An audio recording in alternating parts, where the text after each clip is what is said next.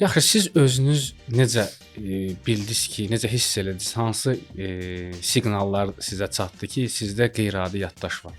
İcazə verin deyim ki, sualın quruluşu doğru deyil. Aha. Onlar da yəqin ki, Bəli, niyə olmur? görürsənmi getsin. Yadda saxlayıb emal edə bilirsiniz, yoxsa sadəcə o bir Əsas odur ki, yəni o qabiliyyət səndə var da. Bəzən heç onu istifadə eləmirəm mən. normal həyat yaşamağınıza mane olurmu, yoxsa siz istənilən halda o bacarığı söndürə bilirsiniz? Bu da ən çox düşünülən yanlışlardan biridir də. Amma siz bunu tam özünüz idarə edirsiniz, yoxsa siz də beyninizin belə deyək də əmrlərinə tabe olursunuz, qulu ola bilirsiniz? Düzgün yanaşma deyil də, elə deyil. Hamının beyni eyni cür işləyir. Ana qayda olaraq bunu qəbul edə bilərəmmi ki, insan məşəqqət halında daha verimli olur? Çox qəribədir ki, bu 1000 nəfərdən birinin çıxma şərti ilə siz uğurlu insanların həyatına baxsaz, görməyəcəksiniz ki, onlarda bir romantik, pozitiv, fantastik belə hər şeyin qaydasında getdiyi bir beyin məsləhəti versinlər sizə. Məsələn, Azərbaycan təhsilini, film təhsili ki, birdə gedir, Azərbaycan top 100-yə girmir. Fərqi nədir bunların? Reallıq odur ki, Azərbaycan təhsil ümumiyyətlə yoxdur demək olar. Məsələn, heç olunmu ki, məsələn, düşünmüsüz ki, kaş insanlar bunu biləydilər və inanaydılar. Bu sahədə və o nə olub məsələn? Overthinking dediyimiz çox düşünmək məndə də var, hər şey məndə də vardı. Ona rəğmən ta ki bəzən elə gedib uğurlar qazanıram. Görürəm amma insanlar üçün adi şey belə, onlar onun gözündə şişirdir. Niyə telefonda, hansısa bir asılılıqda bu qədər sərtsiz? Nəticə göz qabağındadır da. Yəni ətrafınıza baxın, hamı internetdən asılıdır. Salam əziz dostlar. Biz əvvəldən sonranın 17-ci çəkilişindəyik.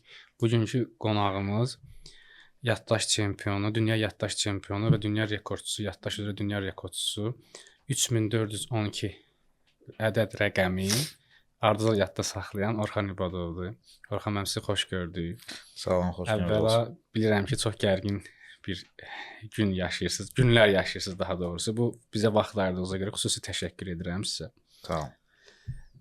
Orxan bəy, mən ilk sizə sual vermək istəyirəm ki, bu sizin, yəni bu dünya rekordçusu olmaq, dünya çempionu olmaq yaddaş üzrə, bu mən bir nəfər dostlara dedim, inanmadı. Dedim bu bizim Azərbaycanlımızdır, bizim millətin mənsub bir şəxsdir. O dəhşətə gəldi. Həqiqətən inanmadı. Yaxşı, siz özünüz necə bildiniz ki, necə hiss elədiniz? Hansı siqnallar sizə çatdı ki, sizdə qeyri-adi yaddaş var? Bir daha sağ olun dəvətə görə. Biz uzun müddətli danışdıq, amma indi qismət oldu görüşmək. Bəli. İcazə verin deyim ki, sualın quruluşu doğru deyil. Aha. Onlar da yəqin ki, Bəli, niyə olmur? görüşsənmi getsin. Yəni özümdə qeyri-adi istedad yoxdur. Ona görə sual artıq kökündən biraz uyğun olmur ki, nə vaxt kəşf elədin, olmayan şeyi nə vaxt kəşf etmək olur. Amma sualı düzləndirmək olar bəlkə istiqamətini ki, nə vaxt qərara gəldim ki, mən super yaddaşa sahib ola bilərəm. Aha, bilərəm. Bəli. Ya, o bacarığı özümdə yarada bilərəm. Nə vaxt bunu inandım, bunu duydum. Deməli, tələbə vaxtları idi, daha doğrusu magistr illəri idi. Artıq ekzistensial boşluqdaydım. Onda Baksovet metrosundan, o vaxt Baksovet deyildi, İçəri şəhər metrosundan aşağıda solda bəzi kitabxanalar var idi. Aha. Yeraltı kitabxanalar idi. Girib kitablara baxırdıq. Onda gördüm ki, bir kitab var, sürətli oxumaq haqqında. Bir 21 yaşında gələcəkdə rəqabət yönümlü olmaq istəyən bir insan üçün bir növ qəribə bir kitab növüdür, sürətli oxumaq. Mən düşünürdüm ki, ildə ta ki 12 kitab oxuya bilərəm, maksimal limitim budur. Birdən-birə sənə kimsə deyir ki, sürətli oxuya bilərsən. Deyək 120 kitab.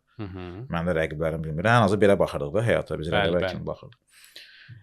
Əslində elə başladı bir növ ki, mən gəldim, sonra internetdən araşdırdım. Bir növ açıldı da bu mövzunun arxası ki, yaddaş texnikası var və s. var. Girdim internetə, gördüm ki, yaddaş şousu da var. Artıq YouTube bir növ target eləyirdi məni də. Gördüm bir türk ustası yaddaş şousu elədi. Sonra Dominic O'Brien, 8 qat dünya çempionu. O gördüm bir yaddaş şousu var ki, gözünü yumur, 50 söz deyirlər ona və rəqəmlə deyirlər, bu yadda saxlayır. Bir həsədlə baxanda gördüm ki, dedilər ki, bunu hər kəs edə bilər. Əslində oradan belə başladı. Amma bunun hikkəsi deyək də, hardan gəldi? mən həmişə belə deyək də, xoşum gəlir ki, sinifdə seçilim. 5 yaşında məktəbə getmişəm deyə, o 5 yaşın gətirdiyi o seçilməyə, bir də baxdın ki, adi insansan da, yaş əhəmiyyətini itirib, universitet qurtarmısan, yaşın da əhəmiyyəti yoxdur, istedadında hamı kimidir. Seçilmək duyğusu. Seçilmək getdi də, yaşa görə belə deyək, o da məktəbə getməyə təsadüfi idi. Bəli. Yaşa görə, ailə daxili səbəbi idi. Bir növ başladım ki, görüm dahilər nə edir, bəlkə oradan nəsə öyrənmək olar. Dahilərə bəlkə araşdırmağın gətirdiyi ki, bir hiss idi ki, görürsən o dahilərdə nə var mı, onu təkrarlaya bilərəm, yoxsa yox. O hamı deyir ki, yoxdur, ancaq genetikadır. Elə o kitabxanaya gedəndə bəlkə də o gözlə baxdım, deyə o kitabı gözüm cəlb. Ondan sonra gəldi arxası. Və qısa da deyim ki, mən sonra o yaddaş şoularını görəndə yadımda da indiyə kimi təxminən indiki puldan 300 manata yaxın pul vardı. Xaricdə 4 kurs vardı. Getdim hamısını aldım, aeroportdan getdim, götürdüm. O vaxt asan deyildi belə sifariş vermək 20 il qabaq. Kiməsə deyirdin, o gedib oradan götürürdü, sifariş verirdi, oradan gətirirdi. Və belə gətirdim 4 dənə, son pulum idi. O yola girdim, sürət aşağı oldu əvvəlində. Dedim ki, müəllimsiz çətindir biraz. Şübhələr səni yeyir. Məşğul elədim, gördüm dostların arasında bir 50 söz deyirəm mənə verin, sürəylə yadda saxlayır. İnsanları təəccübləndirə bilirəm uzaqbaşı, dostlarımı, amma dünya səviyyəsində deyildi.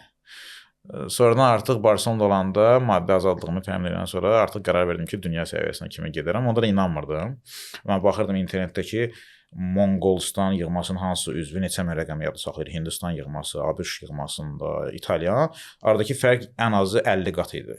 Təsəvvür edirsiniz. Mən deyək ki, 50 yadda saxlayıram, amma yadda saxlayır 3000. 50-60 belə.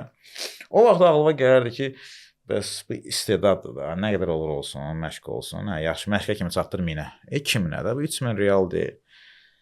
Ona görə ondan sonra məşq edirsən 50 oldu 100. 100 realdırsa 3000 realdır, yox. Amma 120 realdır da, sonra 120, 140, 160, 200. Ya bir də baxırsan ki, sən o qeyri-real dediyin artıq sərhəddindəsən də. Bu belə başa düşürəm ki, belə başladı ki, birdən-birə texnikalarla da. Texnika və insanları inandırmaq biraz çətindir ki, çünki özüm gücünə inandırmışamsa. Ona görə sualınıza cavab olaraq deyim ki, sadəcə bir ipucu ki, belə bir şey mümkündür. Bir şeyin mümkün olduğunu bilmək özü qiymətlidir. Bəli, dəyərlidir. Bəli.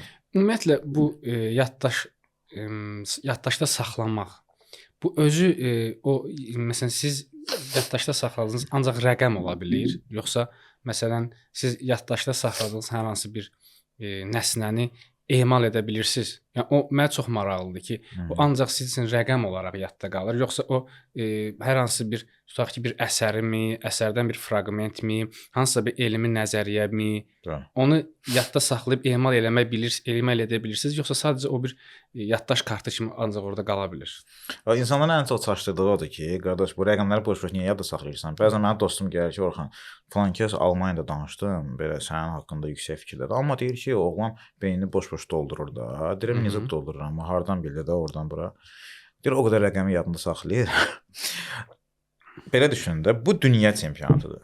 Dünya çempionatında şərtlər bərabər olmalıdır. Bəli. Şərtlər bərabər olmaq üçün bizə şərti eyni olan məlumat verilməlidir ki, yadda saxlayaq. O mənə nə verə bilər? O mənə versə, deyək ki, Dostoyevskinin əsərini, biri yazıcıdırsa, biri bədii ədəbiyyatın millidirsə, o artıq keçdi hesabdan irəli. Orada mübahisə düşəcək ki, xeyr olar, onda ki, tarix verərdim. Tarixi versə, tarixçi düşür qabağa. Kimya olsa kimyacı. Bunlar məcburdular universal, ortaq bir şey olsun. Universal bir simvollar versin. Universal simvol nədir? Rəqəm, sənin üçün də rəqəmdir, mənim üçün də rəqəmdir. Bəli. Orada rəqəm şünas da yoxdur ki, deyəsən ki, onun üstünlüyü var. Bəli. Sonra şəkildir, sənin üçün də şəkildir, mənim üçün də şəkildir. Bəli. 0-dan 1-dir, sənin üçün də elədir, binary dediyimiz. Üzlər və adlar. Ola bilsin, sən Avropada yaşayırsan, sənin üçün də Amerikanlı addır, mənim üçün də. Amerikan üçün də Avropalı addır. Yəni, hamımızın ortaq olduğu çalışırlar ki, dəyər yaratsınlar. Bir dənə burada sözlərdə problem odur ki, ingiliscə olan söz mənə uyğun olmaya bilər. Çünki onun üçün onda tərcümə etdirirlər. Tərcümə həmişə səhv olur. Mənim sözlərdə həmişə problem olur ki, tərcüməni səhv verir. Bir dənə Azərbaycan elə söz çıxardır ki, yoxdur lüğətdə də. İndi tərcüməsi səhv verir. Amma qalan universal dəyərlərdir. İnsanlar bəzən düşünürlər ki, mənim göy yaddaşım rəqəm üçün rəndələnib. Mən o qəlbdən çıxmağını istəyirəm. Yəni. Sadəcə ən azı tamaşaçılar üçün. Yarışda düşsəydi Əliağa Vahidin qəzəli, mən onlar da qəzəlini bilirəm. Deyək, ya Seyid Əzim Şirvan. Orada artıq ədalət olmaz, axı o yarış olmaz, bərabər yarış olmaz. Hətta bir kateqoriya var, səsli rəqəm deyirik biz ona. Spoken numbers. İngiliscə 1 saniyədən bir rəqəm deyir. Deyir 0, 2, 3. Bax, bu ardıcılıqla rəqəm deyir neçə yüz rəqəm. Sonra eşidib yadda saxlamalısan. Orada misal üçün mənim ən zəif kateqoriyam odur. Nəyə görə? Bir yerdən sonra sən yorulanda o deyir 0, 7. Sən 7, 0 da bilmirsən bu 0 dedi, 7 dedi, beynin yorulur. Amma Azərbaycan dilində olsaydı 0, 0-dır, 5, 5-dir də məncə. Hətta bir o kateqoriyaya görə biz nə qədər onları tənqid edirik də, indi təşkilatçılar ki, bəzən ki, ədalət deyil. Ona görə uzun sözün qısası, yadda saxlama qabiliyyəti universal qabiliyyətdir. Bu sanskrit də ola bilər, simvollar ola bilər, xarici dil ola bilər, Quran ayəsi ola bilər, fərqi yoxdur. Sadəcə yarışda bizə belə verilir ki, məcburi. Yəni əgər elə bir tələb olsa, məsələn tutaq ki, məsələn də məsələn Hugo-nun hansısa bir əsərinin böyük, məsələn tutaq ki, bir 40 səhifəli məsələn tutaq ki, səfirlərin 40 səhifəli yadda saxlamaq mümkün olsa, yəni belə bir tələb olsa, daha doğrusu yarışın belə bir tələb olsa, mümkündür bu? 40 səhifə o daha çox vaxt tələb edir. Baxır hansı səviyyədə 40 səviyyədə. Məsələn də 20 səhifə məsələn. Belə deyək, yəni o səhifə önəmli. Sözbəsöz ayrı, oradan sual veriləcəksə ayrı. Sözbəsöz mən 15 dəqiqə yadda saxlayıram 300 söz. Sırayla. Yəni nə fərq var? Hugo-nun əsəri oldu, ya belə söz oldu da. O 300 söz bir səhifə edir. 15 dəqiqə bir səhifə sözbəsöz, opera müğənnisi kimi də. Bəli. Orada da bir səhv neçə xal aparır. Amma desək ki, 20 səhifəni oxu, məzmunla bağlı sual veriləcək, o ayrı yanlışmadır. Artıq bu sizə ona görə tələbə uyğun münasibətiniz fərqlənir. Belə deyək də, mən bir sürücüyəm, yaxşı maşın sürə bilirəm. Məni qoyacaqsınız Formula 1 yoluna 350-yə çıxa bilərəm. Amma qoyacaqsınız tıxacda, orada da sizdən yaxşı çıxacam da. Orada da daha bir 80-90-dan bir yol tapıb çıxacam. Və əsas odur ki, yəni o qabiliyyət səndə var da. Bəzən heç onu istifadə eləmirəm mən. Əsərdir, yavaş-yavaş oxuyuram özüm üçün. Amma sənin əlindədir, silah səndədir. Yəni belə başa düşürəm ki, siz istəsəniz, yəni beyniniz sizin tam ixtiyarınızda olduğuna görə, istəsəniz o məlumatları da çox gözəl emal edə bilirsiniz. Və gündəlik həyatda da rəqəmlərlə çox da aram yoxdur mənim. Rəqəmi nə edirəm ki, mən gündəlik həyatda? O yarışın şou elementidir. Oyun kartları, poker kartları. Bəli. Braki deyirik də. 52 kartı sənə sırayla verir. Onun üçün də o şəkildə, mənim üçün də şəkildə. Onun üçün onu qoyurlar. Şou element. Amma o poker kartları mənə gündəlik oyunda lazım deyil də, belə deyək. Sadəcə insanlar elə bilir ki, bəzən düşünə bilər ki, elə bunlar ancaq bunu yadda saxlaya bilir. Yox, sadəcə yarışda onu verir də məcburi. Gündəlik həyatda mən daha çox sözə, şeirə meyliyəm, da ki, ayrı məlumatlara meyliyəm, nəinki rəqəmə. Yaxşı, bəs bu qeyri-adi yaddaş mən deyirəm də, sizdə istedad kimi qəbul eləmirsiniz, deyirsiniz ki, bu bir qazanıla bilən bir şeydir. Bacarıq olsun, ya. Bacarıq olsun. İndi bu normal həyat yaşamağınıza mane olurmu, yoxsa siz istənilən halda o bacarığı söndürə bilirsiniz? Bu da ən çox düşünülən yanlışlardan biridir də. İndi səmimi söhbət gedir deyim. Bəzən axşam gəlir, necə olursa, insanlarla çox da görüşmürəm, tanımadığım insanlarla. Kim sonra gəlib indi oturub da. Hə, deyir, qardaş, baxsan, üzü gedib də, artıq işin yorğunluğundan çöküb. Hə, qardaş, belə yatıb durur, bitər, oyanır ki, məclisdədir. Bəs sənin beynin çökmür, deyir, bu qədər məlumatı yadda saxlayırsan. Hə, deyir, qardaş, bir özünə bax. Bir də mənə bax, sən də kim yorğundur indi? Mən gəlmişəm belə çox aram, çox rahat, çox sərbəst. İnsanlar düşünür ki, yadda saxlamaq odur ki, mən nəyi gördüm, özü yadda qalır. Aha. Ya siz amma input verirsiniz ora. Mən məqsədli istəsəm yadımda qalır, istəməsəm yadımda qalmır. Mən xəbərim yoxdur bu saat bu otaqda nə var. Amma bilsəydim soruşacaqsınız, əzbərləyəcəkdim. Aydındır? Ona görə prinsipcə sizin yadınızda gündəlik məcburi nə qalırsa, elə mənim də yadımda məcburi o qədər qalır uzaqbaş. Hə, amma siz gündəlik nə qədər yadda saxlamaq istəyirsinizsə, ehtimal ki, yadda saxlaya bilmirsiniz, mən onu yadda saxlaya bilərəm. İndi belə düşünün, siz onda kimin beyni dolar? İstədiyini yadda saxlayıb, istəmədiyini yadda saxlamayanın, yoxsa istədiyini də yadda saxlaya bilməyən və istəmədiyini də yadda saxlamayan, hansının beyni daha çox dolar? Əlbəttə ki, ikinci, çünki o depressiyaya düşür, stresə düşür ki, mən yaşlaşıram, istədiyimi yadda saxlayamıram, o informasiya axını idarə edə bilmir. Ona görə əksinə, mən yaddaş məşq eləmədiyim günlərdə həftə olanda tutaq ki, məsuliyyətsiz yiyəndə, ya həvəsim olmayanda. Görürəm, biraz plastiklik düşür elə bir.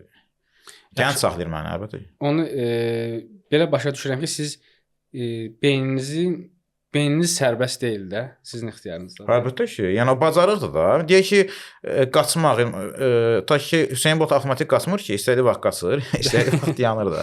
Biz onu deyə bilərik ki, bu qaçmaq səni yorur. O deyəcək qarşı heç qaçmıram sonra. Bəs belə bir sual yaranır avtomatik də. Bəs o beyni ixtiyarınızda saxlamaq necə olur? Yəni biz belə deyirik də, bu gün kefim yoxdur, bu şey hansısa bir ritual eləmək istəmirik və yaxud hara getmək istəmirik. Amma siz bunu tam özünüz idarə edirsiniz, yoxsa siz də beyninizin belə deyək də əmrlərinə tabe olursunuz, qul ola bilirsiniz. Orada o qırmızı xətti, daha doğrusu o qızıl ortanı necə müəyyənləşdirirsiniz ki, bu mən istəyirəm yoxsa mən bunu istəmirəm? Biraz yəni, psixoloji sual oldu. Hamının biraz yaddaşdan uzaq sual oldu. Hamının beyni eyni cür işləyir. I am different o belə göy ingilislər ki, ingilis dilində çox xeyir deyirlər də, mən fərqliyəm. Ya bizə insanlar deyirlər ta ki, mənim beynim biraz fərqli işləyir.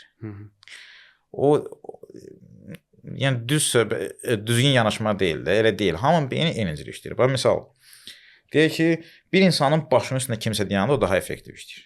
Necə effektiv işləyir? O işi bitirmə qabiliyyəti yüksək sürətdə olur. Sizə desələr ki, bu otağa şir girəcəyiniz, biz haradasa gizlənəcəyik burada. Amma belə desək, ora çıxmaq qeyri-mümkündür. Bəli. Amma belə şir gəlsə, doğrudan nə bilim, hardansa tapacaq yol. Və ya kimsə sizi hesabatlı tutanda daha məhsuldar olursunuz. Deyək ki, siz hansısa bir biznesmenə biznes qurursunuzsa və biznesmenə hesabat verirsinizsə həftəlik, məhsuldarlığınız artacaq. Təbii ki. Çünki o deyəcək, hə, sən bu həftə bunu elədin? Yox, mən də səhv elədim. Amma hesabat verməsəz, ehtimal ki, işi görməyəcəksiniz. Və ya idman zalına gedəndə kimlər daha axıra kimi gedir? Kim ki, para ilə gedir. Bəli. Kim ki, cüt gedir. Bəli, bəli. Bütün dostlarınızdan soruşun. İl ərzində onlar 300 dəfə gedirlərsə, siz 50 dəfə gedirsiniz. Elmi araşdırmalar göstərir ki, məhsuldarlıqla bağlı ki, məhsuldarlığı insan ki, məhz hesabat verəndə, hesabatlı qruplara daxilində effektiv hesabat verəndə məhsuldarlığı 8 dəfə artır. Zarafat rəqəm deyil bu. Yəni ingilis dilinə o birisindən 8 dəfə daha yaxşı öyrənirsən. İdmanı 8 dəfə, biznesi 8 dəfə. Bu ciddi rəqəmdir. Amma adam var deyir ki, qardaş, yox, mən fərqliyəm, mən elə deyil. Hə, bəs yaxşı, bəzi insanlar fərdi olaraq necə uğur qazanır? Bu düzgün vərdişləri qurmaqdan irəli gəlir. Gəldik o sizin sualınıza ki, qızıl orta necə olur? Qızıl orta odur ki, mən iradə gücümdən vərdiş qurmaq üçün istifadə edirəm. İradə gücünün limitli olduğunu dərk edirəm. Deyək ki, səhər durdum, hamının qanı qara olur. 100% də mənfi fikirlər gəlir. Görəsən nə oldu, keçmişdə falan səhv elədim, mən yaş getdi, zərədir. Mən orada iradə gücünün ən pik olduğu səhərdir də. Mən çalışıram pozitiv düşünmə vərdişi qurum. Tez yuxudan durub, tez yazım və s. Getdikcə artıq vərdişdir. İradə gücümü 10 üçün zorlayıram deyək ki, o vərdişi qurmaq üçün. Çünki insan vərdişlər məxluqudur. Məhsuludur. Yəni insan vərdişlər məxluqudur. Elə varlıqdır ki, vərdişlər nə işləyir də? Bizim zaten əlimizi qoymağımız, su içməyimizin tərzi, hamısı vərdişdir. Bəli. Bir halda ki, insan vərdişlərdən ibarətdir. O iradə gücü hansı epizod üçün sərf etməyə əvəzinə o vərdişi qurmaq üçün sərf edir. Çünki iradə gücü tükənəcək, amma vərdiş yenə vərdişdir. Bəli, qalacaq o. Hə. Ona görə sizə kənardan görünən ki, mən özümü göyə daha yaxşı idarə edirəm zehni cəhətdən. Mən elə başa düşürəm. Yəni elədir də həqiqətən də. Bu ona görə yox mən fərqliyəm. Sadəcə o vərdişin əhəmiyyətini bilmişəm və 90 gün iradəmi sırf onu düzəltmək üçün sərf eləmişəm. 90 gün misal. Və deyək ki, səhər jurnala qeydlər yazmaq.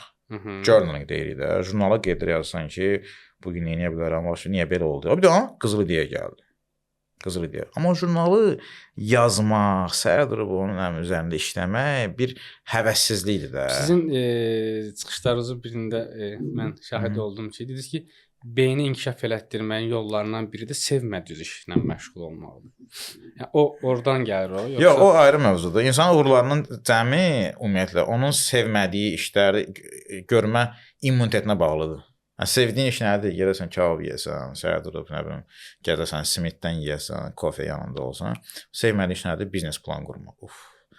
O sevmədiyin işlərə qarşı olan immunitetin sən uğurları təyin edir də. Barısı onda 3 saat oturub rəqəm yadda saxlamaq çöldə, cəmaət yayda. Yəni təsəvvür edin də, həm bir insan kimi, həm bir oğlan kimi təsəvvür edin ki, 3 saat sən saat 2-dən 5-ə kimi ən gözəl vaxtı barısından durub rəqəm yadda saxlayırsan. Sevmədiyin işi görmək qabiliyyəti uğurun əsas təməllərindən biridir. Çünki sən rəqiblərindən fərqlənirsən. Amma belə deyilən məsələyə gəlincə, o jurnal ki, deyək ki, hər gün səhər yazmalısan, hamı bilir o faydalı şeydir. Amma o vərdişi qurmaq çətindir. Bəli. Çünki jurnalı əvvəla almalısan. İkincisi o barədə oturmalısın. Necə yazım, nə yazım. Ozu da elə bir enerji sərf eləməlisən, beyin işlətməlisən ki, mən nə edeyim? Mən indi vərdişdir. Kimsə mənə deyir ki, "Oxan, sən jurnal yazır, necə başlayım, necə edeyim?" Mən deyirəm, "Qoç, başladı, vərdişdir." Aydındır. Mənim iradə gücüm vərdiş qurmağa gedir. Onun iradə gücü gündəlik hərəkətlərə gedir. O gündəlik hərəkətlərdən sənə vərdiş qalmır. Mənim vərdişim mənə özümə qalır axırda. Ona görə kənardan siz baxırsınız ki, mənim super zehni bacarıqlarım var. Hamısı vərdişlərimdir. Bir də açığı mən sizə həm də necə yanaşıram? İndi bu mənim yanaşmamdır, səhv ola bilər. Mən yanaşmam budur ki, siz məsələn Azərbaycanda nadir olan beyin mütəxəssislərindənsiz. Yəni mən belə qəbul edirəm. Yəni beyni məsələn niyə görə belə düşünürəm? Tutaq ki, bəzən bir psixoloqların falan çıxışına baxıram, sosioloqlar. Təbii ki, hamısı yox, mütəxəssislər var içində. Elə bilirəm ki, məsələn, onlar insan haqqında bir proqram təyin eləyəndə, insana bir resept yazanda, həyati reseptdə, insanı tanımadan insana resept yazırlar. Məsələn, tutaq ki, sizin az öncə dediyiniz bir kəlmə mənə məsələn çox təsir elədi də. Mən deyirsiniz ki, sevmədiyiniz işlə məşğul olmaq uğurun təməlidir.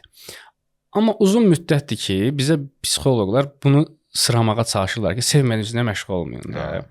Demək ki, burada nədir bu? Mən məsələn sizi bir beyin mütəxəssisi kimi qəbul eləyirəm həqiqətən. Yəni orada mən artıq bu qaydanı qəbul eləyirəm ki, demək ki, yüzlərlə psixoloqlar ki, insan beynini tanımadan insana resept yazmağa çalışırlar. Bir kiçik nüansı deyim, siz istəsiniz fikrinizi bildirin. Məsələn, dünyada araşdırmalar göstərir ki, bu yaxında oxudum bunu, bilmirəm nə dərəcədə düzdür. İndiyə kimi 100 milyarddan çox insan yaşayıb ölüb.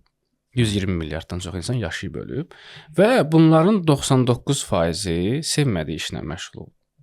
Yəni demək ki, ikinci səbəb kimi gətirirəm ki, dəlil kimi daha doğrusu, demək ki, insanlar zaten sevmədiyi işlərlə məşğul olacaqlar. Bunu biz qəbul edib sizin dediyiniz kimi razılaşsaq bəlkə biz daha uğurlu olarıq. Biz onu qəbul edib razılaşmırıq deyə bir ömür eyni işdə işləyirik və bir ömür depressiv oluruq. Razısınız bu fikirlərlə yoxsa? Belə deyək də, beyin mütəxəssisi lap götürək beyin mütəxəssisi gedirik. Bizim cəmiyyətin istəyirsə mən ən böyük problemlərdən birindəyim. Adaptasiya olmaq qabiliyyətimiz yoxdur. Adaptasiya olmaq qabiliyyəti bəlkə də müasir dövrün ən vacib qabiliyyətidir. Fikir verirsinizsə, bizim yaşlı təbəqə, filosofdur, psixoloqdur, deyinir ki, bəs süni zəka gəldi. Bəli. Dünyanın sonudur. Neyiniyim? Qaytara biləcəksən geri? Yox. Adaptasiya olmaq lazımdır da. Adaptasiya olmaq o demək deyil, sən robot olmalısan, telefona girib 10 saat yatmalısan orada. Yox. Adaptasiya odur ki, sən ondan düzgün istifadə etməyə və həyat amalıva uyğun istifadə etməyə bacarmalısın.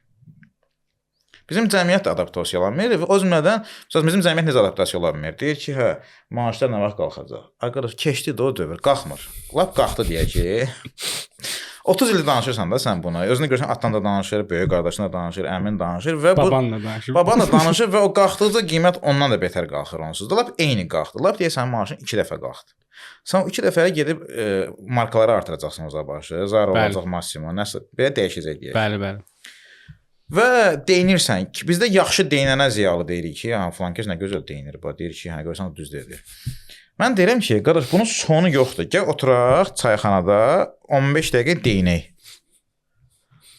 Amma sən ulduz olacaqsan məclisdə, söz yox ki. Amma səhər mən qazanacağam ekstra 2000, sən yenə yerində sayacaqsan. Beyin ekspertlər, bu bizim maddiyyata yanaşmamızdır ki, hə, növbəti dəfə nə qiyməti qalxacaq. Uşaq pulu, birini götürür uşağa. Deyir uşaq pulu. Deyək ki, uşaq pulu oldu 200 manat. Pamper şirkəti axmaq deyir ki, o da qaldıracaq 200 manat. Çünki bu artıq pul büdcəsidir. Sən ondansa uşaq pulunu özün qazana bilərsən də. Sən 200 manat əlavə qazana bilmirsənsə, sənin elə uşağın olmasa yaxşıdır. Mənə biraz sərt çıxdı biraz. İndi o ki gəldi, deyək ki, bizim beyin ekspertlərinə. Mən bəzən baxıram, video göndərirlər mənə ya internetdə o browsing üzrə, görüm kimsə danışır. Ehtimal ki, hörmətli beyin həkimidir, ekspertidir. Deyir, crossword doldurun. Dolduraq. Crosswordu harada dolduracaqsan? Telefonda. Olacaqsan narkoman. Crosswordu dolduracaqsan, oradan WhatsApp-dan mesaj gələcək, oradan gələcək. Bəli. Əvvəlki WhatsApp doldurmaq deyil. İkincisi deyək ki, crosswordda siz doldurdunuz crosswordu 2 saat.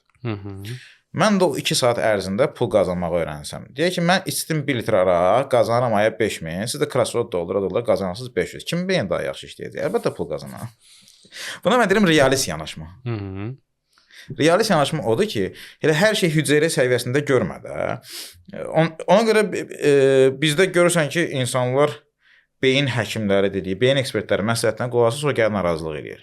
Bəli. Və belə başa düşürəm ki, indi sizin ən azı dediyiniz ki, dediklərimdən xoşunuzun gəlməyin səbəbi odur ki, bəlkə daha realistdir, müasir dövrə daha uyğundur. Bəli. Belə deyək, sevdiyin işlə məşğul ol, məsləhət verirlər. Qarşı sevdiyim iş fəlsəfə, məşğul oldum.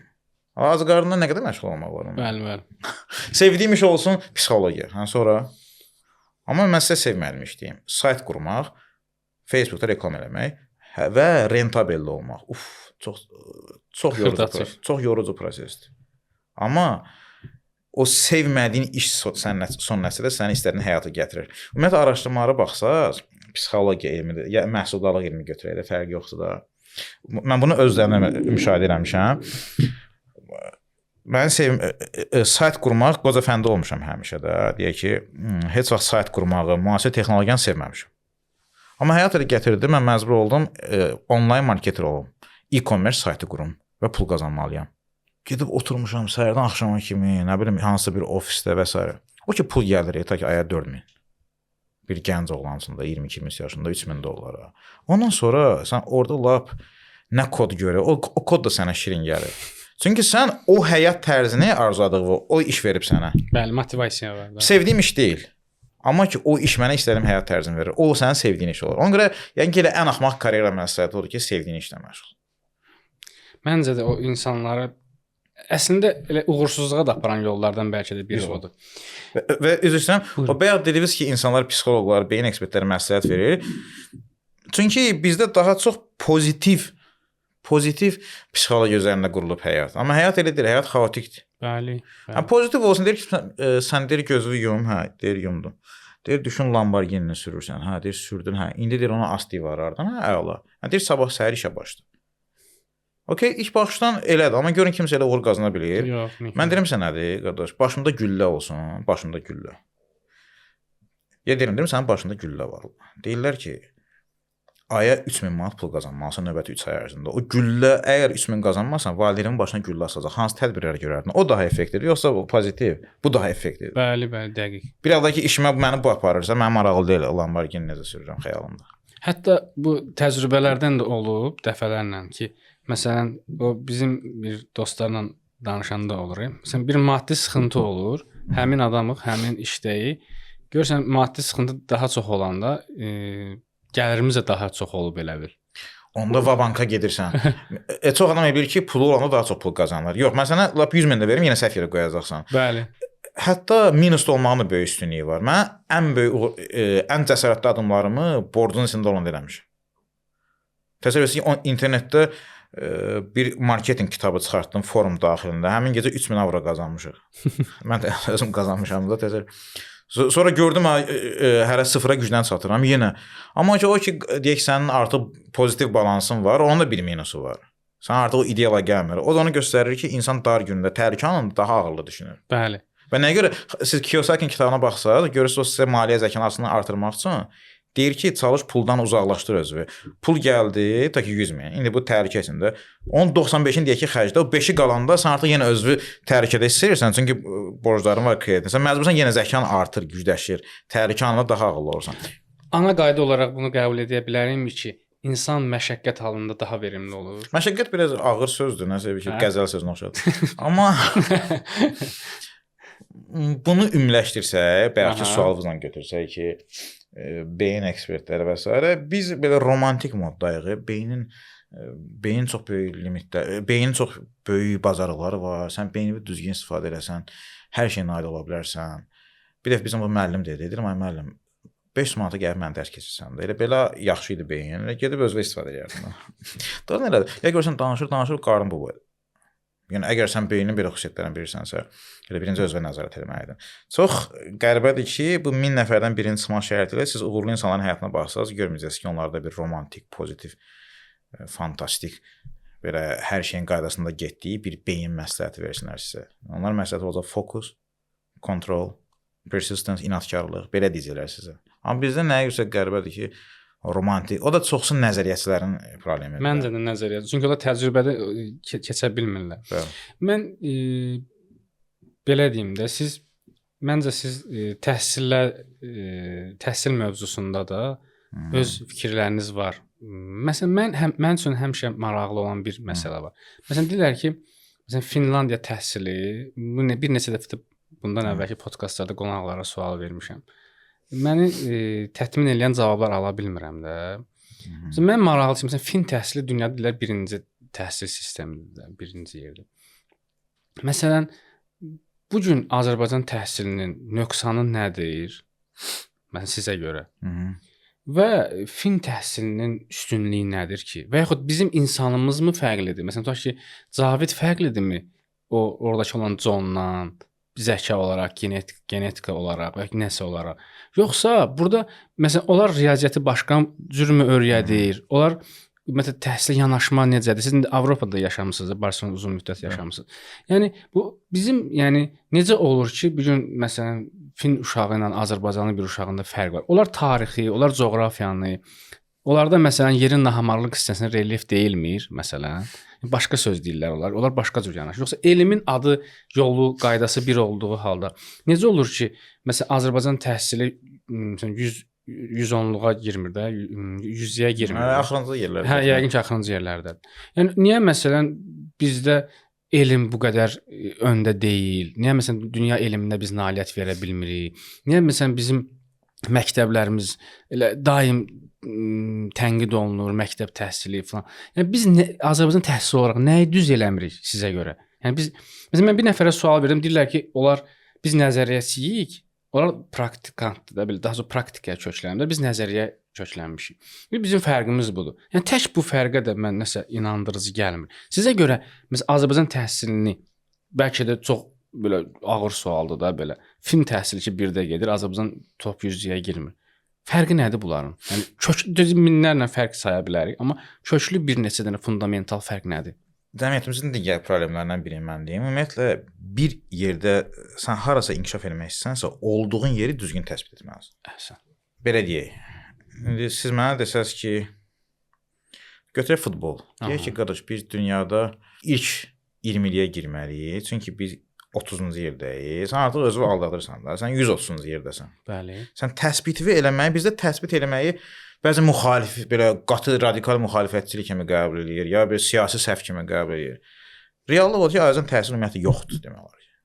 Yoxdur. Yerin dibindədir də, ondan da betərdir. Yəni bu reallığı qəbul etmək lazım. Yəni kimsə xoşuna gəlir, gəlmir, kimsə ona görə xalit edir, o ayrı məsələdir. Və bunu demək dövlətin inkişafına xeyir verirsən. Əlbəttə ki. Axırdan sonra gələcəksən də, sən onu qəbul edəcəksən. Bu məsələnin birinci tərəfi. Bilmirəm sözünü deyə bilməmək bizim cəmiyyətin ən böyük problemlərindən biridir. Mikrofonu uzadır psixoloqa, deyir təhsili necə inkişaf etdirmək lazım. Ədinən bilmirəm də. Bəzən otururuq dostlarla, soruşur ki, dünyanı kim idarə edirsən necə də? Deyirəm, bilmirəm. Yox, sən bəs axı bu qədər şey oxuyursan. Deyirəm, qardaş, nə bilim, mən heç bilmirəm Əhmədin kim idarə edir. Bələdiyyə sədri kimdir Əhməddir. Çıxdı oradan xəbərim. Xətai rayon icra hakimi adını bilmirəm. Nə bilim, dünyanı kim idarə edir. Ədinən bilmirəm. İndi o gün baxıram, bir ziyalımızdır da, elə başa düşdüm, ya nədir fəlsəfədə, yəni soruşurlar ki, istedad yoxsa ta ki, bacarıq. Deyir, Allah, belə də əminliyinə, Allah hər xalqa müəyyən qədər istedadlar verir. Məsələsi bu absurda bax. Peki, sanki o bir lütfüdür, Allahın lütfüdür. Hər xalq üçün Allah ki, orada bir plan qurub, lütfü var. Azərbaycan üçün ta ki, 500 zəka, 500 istedad, Türklərin neçə zəka. Yəni bizə bu düşüb, nə düşübsə budur. Oturun yerdə. Və bunu Konfutsiya deyir, belə deyir, o da deyir. Bu da bir növbəti bədbəxtçilik. Çünki yolları bağladı artıq. Bağlandı çünki ictimai fikrə mənə də inanan var. Mən də qayıdım deyim ki, yaddaş üçün günə 1 kilo kişmişik. Yəni gör mən neçə insana təsirlədim, inandı da. Bəli, bəli. O da belə. Hə indi gəldik texniki olaraq məsələyə. Əvvəla Finlandiya təsiri mən düşünmürəm ki, dünyanın ən güclü təsiridir. Finlandiyanın iqtisadiyyatı deyə bilərsiniz ki, adam başına o da, yəni iqtisadçılar da bilir ki, o təhsilin nəticəsi deyil. Finlandiya təhsili ona görə üstün sayılır. Finlandiyadan görməzsiniz bir ChatGPT çıxardan böyük aləm yoxdur dünyada elə. Azdır və ya Finlandiya təhsili nəyə görə üstün sayılır? Çünki real həyata səni daha yaxşı hazırlaşdırır. Soyuq hava gəlirlər o deyək ki, otaqlara, baxa bilərsiniz videolarına da. Çox belə ideal bir orta insan yetişdirir. Bu ən təhlükəlisi odur. Orta insan, sıravi insan, orta təbəqə. Biz dahilər yetişdirməliyik. Biz dünyanın fəth edənlər yetişdirməliyik. Aydındır.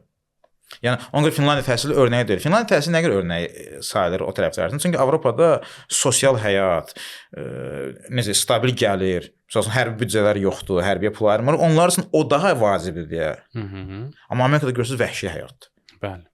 Mənim gözümdə Amerikan təhsili daha qiymətlidir. Nəinki qat-qat qiymətlidir, nəinki Finlandiya. Yaxşı, bizdə ən böyük problem nədir? Hədəf problemi var bizdə.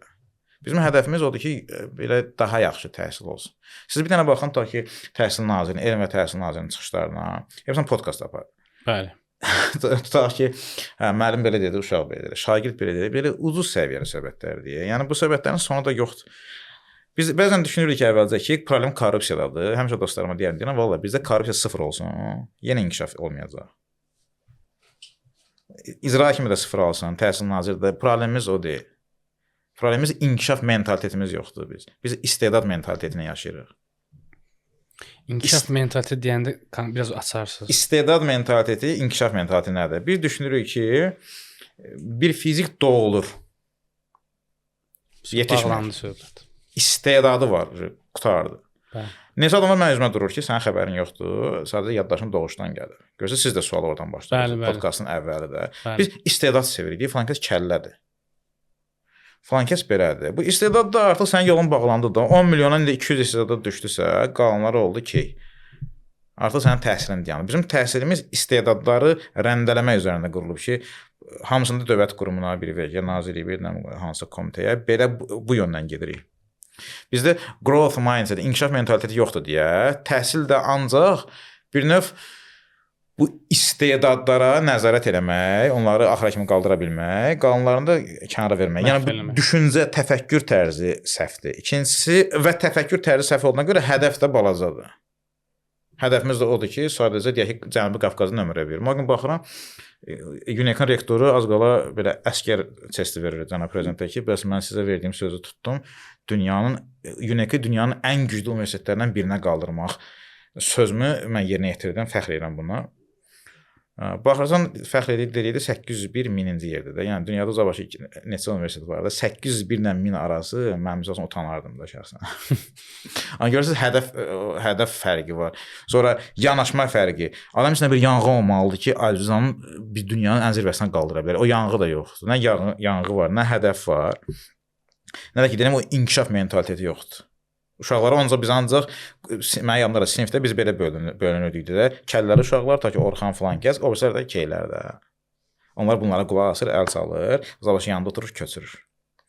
Aydındır.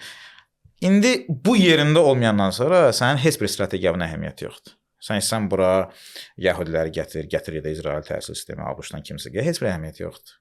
Mən yadımda da Erkin Qədir'in bir sözü var idi. Biz o siyasi söz idi, amma buna oturur. Ona sual verəndə ki, ölkədə hansı islahatlar aparılmalıdır? Onun yaxşı bir cavabı var idi. Dedi ki, hansı islahatların aparılmasından daha çox islahatları kimin aparması önəmlidir. İslahatları kimin aparması önəmlidir.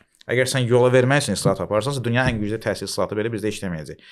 İndi qalan texniki məsələlər bizdən hansı sistem olmalıdır? O artıq lüzumsuz mənim danışmağım. Çünki fundament artıq səhvdir onsuzdur. Hədəf səhvdir. Uşaqlara, insanlara, böyüklərə, tələbələrin beyninə yanaşma səhvdir. İnkişaf mentaliteti yoxdur deyə artıq əhəmiyyət də yoxdur. Amma bunları düzəltsək hara getmək olar?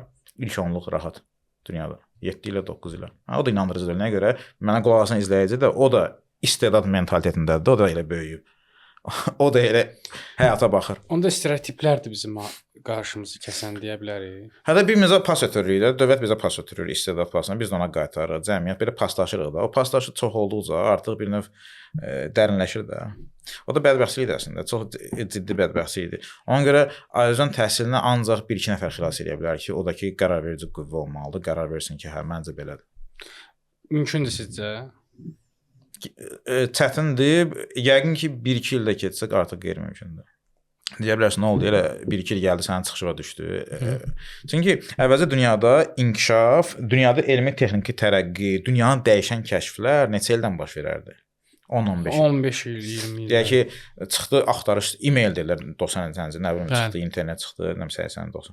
Sonra dedilər e-mail çıxdı neçə ildən sonra. Sonra dedilər ki, axtarış sistemi çıxdı. Va, nəyi axtarırsan tapırsan, zarafat deyil.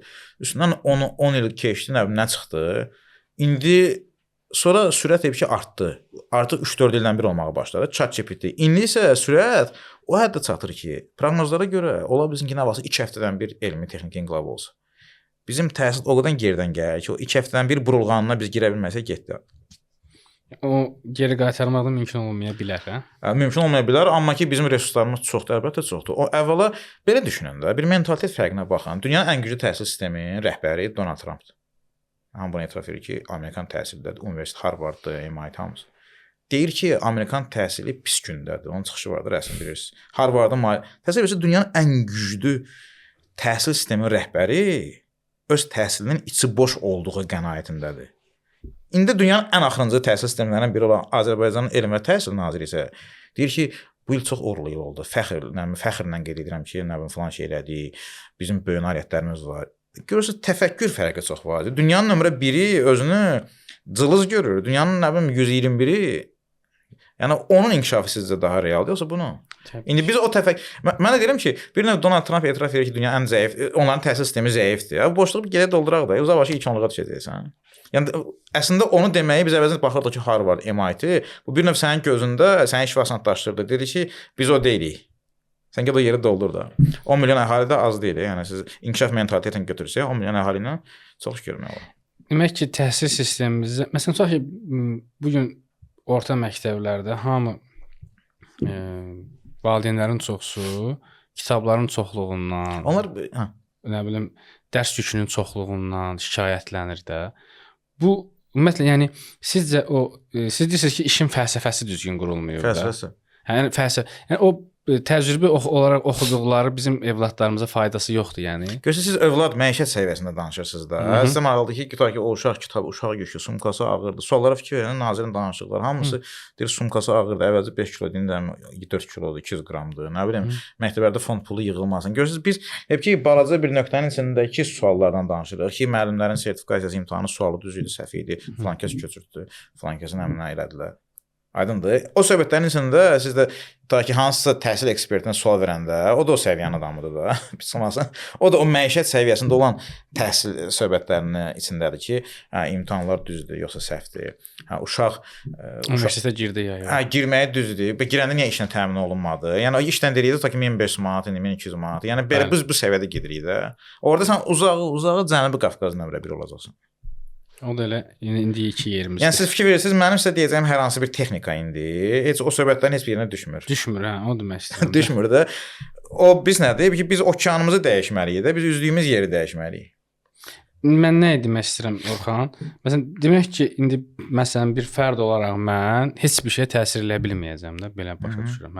Yəni ki, məsələn tutaq ki, bu gün kimsə istəsə ki, bu fəlsəfi ilə də, fəlsəfəsizliklə daha doğrusu barışmasın daha doğrusu, o təhsil sistemindən çıxa bilməyəcək. Yox, çıxa bilər, fərd olaraq çıxa bilər və ətrafındakı qruplara təsir edə bilər də.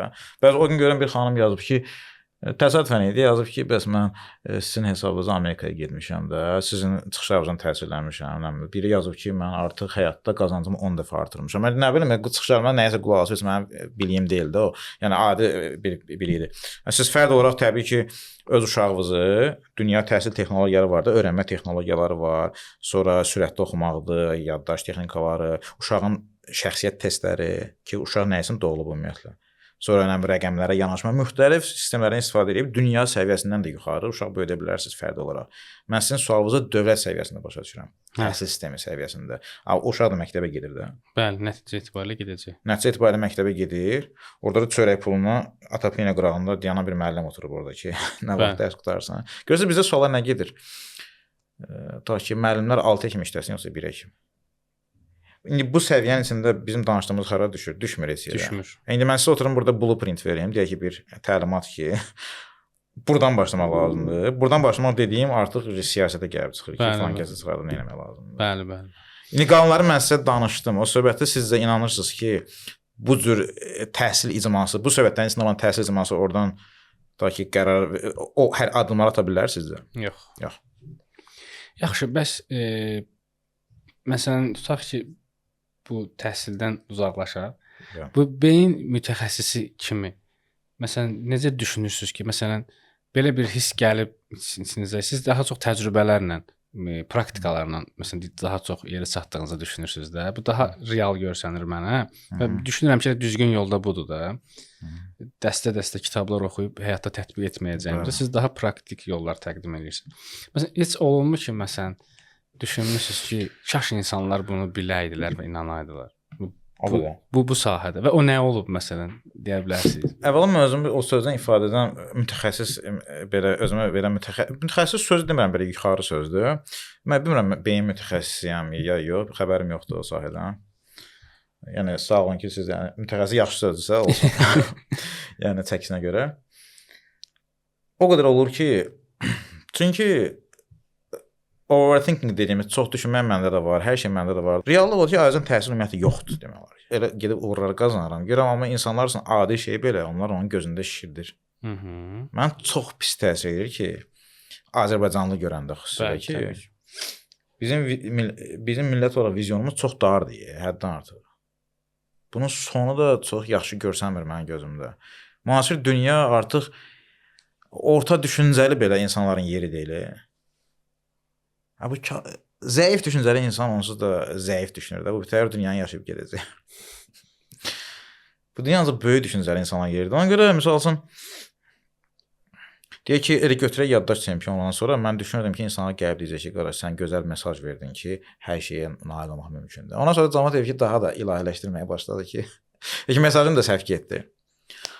Və ən çox narahat olduğum nədir bilirsiniz? Dünyada bir bacarığı bilsən kifayət. Bir bacarığı. O da işi bitirmə bacarığı.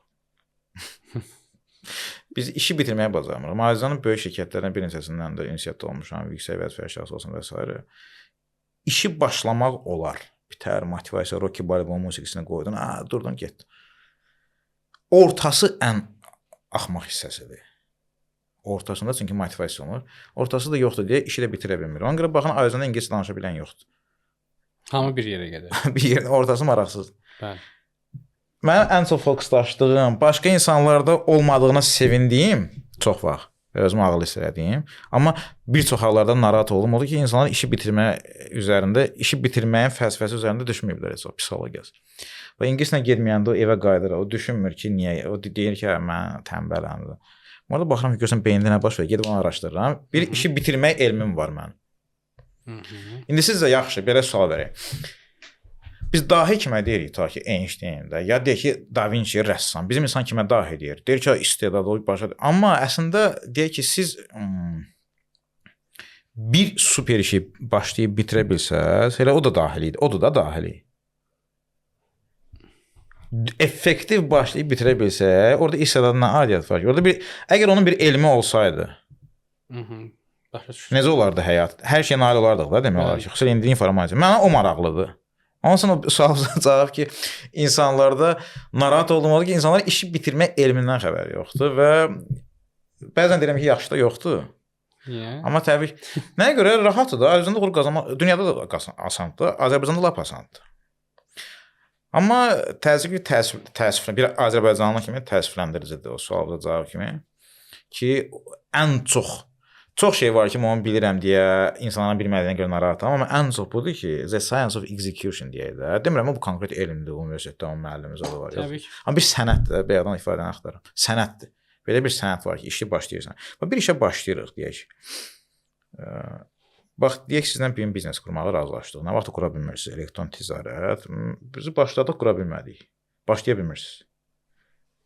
Mən dedim ki, başlasaz, sizi icra kimi qəbul edəcək və 5000 manat. Başlayarsınız da, yox? Təbii. Nə dəyişən nə oldu? Həmin adamsınız da. Bəli. Nəsə oldu deməli orada. Ya da ayrı bir səbəb götürək 3-4 dənə ki, 10 dənəsini desəm 5-ində başlayasınız, 5-ində yox. İndi ki, ortasındasınız, həvəsdən düşmürsünüz. Sizə deyirlər ki, həyatda nə baş verirsə, sənin xeyrinə baş verir. Sən bunu davam eləsən, eləməsən, lap deyək. Oradan səni güllər izləyir. Davam eləyərdiniz? Bəli. Okay. Deməli, nəsə oldu da, beyində necə oldu bilmədik. Və işi bitirmək üçün sizə nəsə desələr, müəyyən şərtlər daxilini eləyərsiniz. Mənim işim odur ki, o şərtləri mən süni olaraq yaradıram və işi bitirirəm. İnsanlar ona isə deyir ki, sən halal. Ən çox deyək ki, insanlarda görmək istədiyim, amma görə bilmədim, pis olduğum odur. İşi bitirməmək. Hə, insanlar beyin. Biz xəbərlərə baxın, filan kəs 690 bal yığdı, ya 500 bal yığdı, zır hazır alır, ata girdim, girdin, hara girdin, nə? Bakıda vətə girmisən də. Ya oradan deyir Astaradan ta ki iki istedad yetişdi. Bacı qardaş. Vallahi onların yeri mən indidən deyirəm haradır da. O boş şeydir. Bu səhər iş bitirməlidir. Elmi iş olsun fərqidir. İstedad onsuz da əhəmiyyətsiz olacaq. İşi bitirmək bacarığı daha hörmətlidir onun üçün. Daha əhəmiyyətlidir. İnsanlar onun üzərində düşünmür. İnsanlar istedad axtarırlar. Bütün hər tərəf CV-lər, bütün Azərbaycan cəmiyyəti, sabah qrupları, magistratlar hamı istedad axtarır. Sən bir dənə işi bitirmə bacarığın olsa, bütün bazarı bir çıxartdın da. Onu necə formalaşdıra bilərsən? Yəni motivasiyalarla ancaq, yoxsa? Motivasiya ilə olmur da. Motivasiyanı çətin. Nə qədər motivasiya elərsən özünə? Bu əzmkarlıq, iradə. İradə də bir yerə kimi də. İradə qalır. Bax indi kimin hürəni var telefona girməsin. Bax bu zat hamı telefondadır. İradə oldu, olmadı, məcburi girəcəksən robotuqla. İşi başlamaqdır, davam etməli bitirməkdir. Bunun haqqında geniş danışmaq olar da. Bunun üçün gəl ayrıca bir podkast açasan. Aha. Və insanlar da pis olurlar ki, niyə ancaq onunla danışıram, yaddaşla danışmıram. Çünki onu eləsən yaddaşı da başlayıb bitirəcəksən, hər şeyi başlayıb bitirərsən. Amma siz konkret sual versəz ki, hə, Orxan, ta ki, işi bitirməyəsən, başlamalısın, bir şərtlə. Və elə suala cavab verərəm. Amma əlbəttə ki, müəyyən şərtlər var. Yəni belə başa düşürəm ki, bizim sizə görə bizim, yəni xalq olaraq ilişib qaldığımız məsələ işin mahiyyət və fəlsəfəsindədir də. Romantika. Biz düz adamdan məsləhət almırıq. Mən o gün yastayam, görüm molla danışır ki, deyir, hə, mənə o gün gəldilər. Dedi ki, mən Allah ruzimi verməyir. Mən də deyir, pis oldum. Ona dedim ki, bəs sənə, deyir, onu araşdırdı, indi bu analiz edib görmüş. Məlum oldu ki, bu Allahın dərgahına əli dolu gedir, Allah bunu əli boş qaytarır. Hədislərdən misal gətirdi, hər şey qaydasındadır. Deyir, mən ona məsləhət verdim ki, sən bundan sonra belə get Allahın dərgahına, o sənə əl dolu qaytarsın. Bunu deyən molla da indi ora bir dənə sınıfsal Jiguli ilə gəlib, evi də ki, çökür başına bəlkə də bir 10 min, onun net worth-ü deyək ki, bir minus 10 min dolardır. İndi amma o tərəfdən bir 100 milyon dolarlı məsləhət verən Kiyosaki var da. O isə də biz daha çox mollaya qulaq asırıq və siz bir dənə ruzini verən Allah deyə ifadəsi olan bir videonun altına baxın, görün nə qədər insan yazır. Hə, elədir. Hardan bilsən elədir? Qazanmısan yox. O qazanan gəlib soruşmaq lazım. Bəlkə bu videonu baxandan sonra neçə insan deyəcək, hə də bax, buna bax. O isə də ekspertdən, o işin biləndən və o yerə çatmış insandan soruşmaq lazım. Onda yenə bizdə mütəxəssis qıtlıq var. Bizdə romantik, yəni qismətində varsa olacaq. Belə ifadələr deyirik. Onun da indi fəlsəfə əsası ola bilər, amma o gətirmir də, o nailiyyəti gətirmir. Söhbət nailiyyətdən gedir. İnsan nailiyyət üçün yaşayır da həyatda. Yaxşı, bizim beynimizi bu romantika müəyyən qədər rahatlamır ki, sizə görə. Bizim beynimizin aldadırsan axı. Romantika eləyirsən, sən dedin ki, hə, inşallah yaxşı olacaq. Bunlar əla, super, bu pozitiv düşüncə və s. Yox, insanın Tanrıya bağlanması. Ona etirazım yoxdur. Tanrıya bağlamamaq demək deyil ki, ta ki məsləhət verən insan səhvdir. Hə, başa düşürəm. Məsləhət verən də qəribədir ki, o da bilmirəm sözünü istifadə edə bilmir. Bax, ayrı misal deyim. Mən o incə məqamı çatdıra bilirəm, yoxsa bəlkə mən çatdıramıram. Dostumla görüşürük, məndən məsləhət almağa gəlir də, görmür. Oturaq, hə, belə qəmgin haldadır. Deyirəm, nə lazımdır, ingilisini öyrənə bilmirəm, aylıq qazancım pis gündədir. Deyirəm, qaç, mən səni hesabatlı tutum, ingilisini öyrən də. Danışdıq, indi başım bu mövzunu danışdıq, plan qurduq. Söz düşdü birazdan Atatürkdən. Hadi Atatürk bəllidir, onu ingilis gətirdi, mason buradan apardı. Öyle 1, 2, 3, deyirəm, falan görsən, sən belə bilirsən də, yəni hər şey.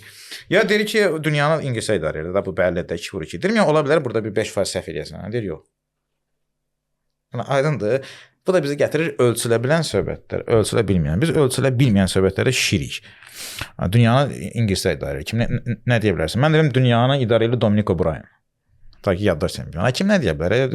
Ölçmək olmur onu. Amma ölçülə bilən söhbətlərdir. Ümumiçiliyi var da. Yola verilə bilən söhbətdir. Ölçülə bilən söhbətlərdə işi bitirmə sənəti vacibdir. Orada görürsən, hamı sevişib kənara belə gedir də. Bizim millət demirəm, ümumiyyətlə insanlarda, dünya insanında, Amerikanlarda görürsə o problem yoxdur. Bizim cəmiyyətdə isə o problem xüsusilə qabarıqdır. təsəvvürüsü görünədə səhv mentalitet var. Biz istedada güvənirik. Bizim fikrimizcə bir marketer doğuşdan güclü marketer olur, doğuşdan satış meneceri olur. Onun üçün satış qabiliyyəti var. Elə satır ki, istəyirəm amma. Sonra biz düşünürük ki, bir işi ta ki beyinə birbaşa bağlıdır, şeyə bağlı deyil də, işi bitirməyə bağlı deyil. Zəhmətə bağlıdır. Sonra biz motivasiyanı sevirik. Mən çox verən sualım biri ki, Orxan müəllim, özünüz necə motivasiya edirsiniz? Deyirəm, motivasiya eləmirəm də özümə də. Nə motivasiya eləmirəm də, 40 yaşında mən nə arzum ola bilər. Ta ki, vərdiş prosta qurmuşum. Mən səhər durum işləyirəm prosta heç nədən və nəticə gəlir də. Ona vərdiş ölçülə biləndir, maraqsızdır görürsən. Biz maraqsızlığı sevmirik də, qəribədir. Yaxşı, bu insanın öz xasiyyəti ilə, yaradılış xasiyyəti ilə, yəni fitrəti olaraq zidd deyilmi? Nə? Yəni insanın zəhmətə qaçmaması, belə deyək. Yəni insan hərəkətə keçməyə defisiti var da, xoşu gəlmir hərəkətə keçməkdən. Bu normaldır. Əgər sənin deyək ki, yaxşı pulun zadın varsa, get qəbilədə yaşa, hə də, yəni uğur qazanmaq ehtiyacın yoxdursa, amma ehtiyacın varsa, beyin həm də rəqibindir də, təəssüf ki, belədir də. Siz çıxışlarınız birində dediniz ki, beyin əgər sizin açar yadınızdan çıxsa, evdən çıxandan sonra beyin sizə yadınıza salır. Hətta beynin uğur qazanmaq funksiyası elə də yoxdur. Özünüz baxın da, beyin sizin uğur qazanmağınızda sizə dəstək verir, yoxsa sanki belə dartır da. Bəli. Əksinə mən belə başa düşürəm, dartır o. Hə, dartır.